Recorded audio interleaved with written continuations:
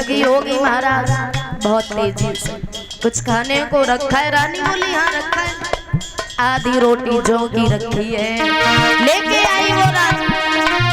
आधी रोटी जौ की लाई है, बाबू में नमक आई धरी दो संभाली। आधी रोटी जौ की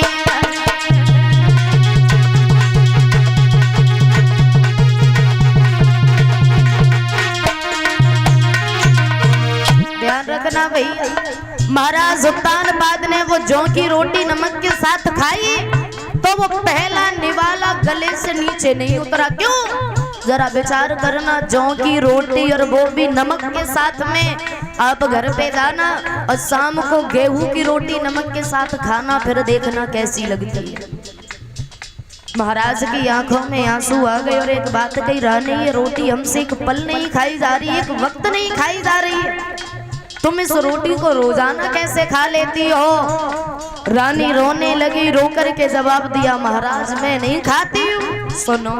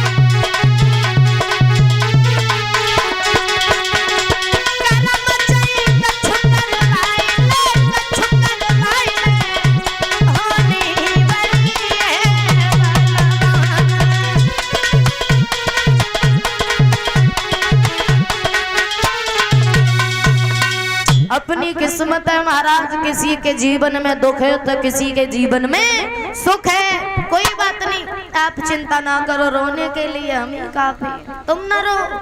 आज राजा ने सारी रात्रि भर रानी के आराम की। सुबह हुआ जैसे ही चले तो क्या देखा, दरवाजे पर सुरची खड़ी थी और जैसे ही आता हुआ देखा, कहने लगी क्यों महाराज कहाँ थे?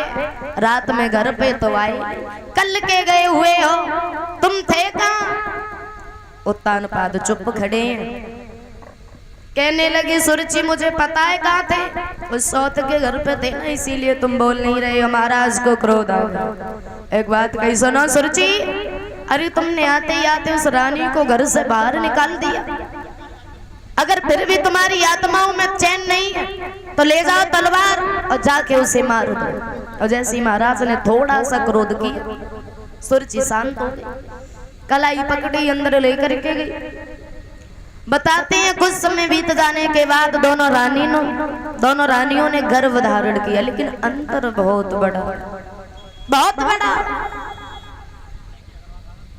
एक रानी जब उसके पुत्र ने जन्म लिया तो एक रानी का बेटा पालने में झुलाया जाता है, दासियां खिलाती हैं नहलाती हैं, और एक रानी का बेटा सुलाने के लिए पत्तों पे यानी जमीन पर लिटाया जाता है। जरा विचार करना भैया, एक ही राजा के दो बेटा हैं लेकिन अंतर बहुत बड़ा है दोनों। बताया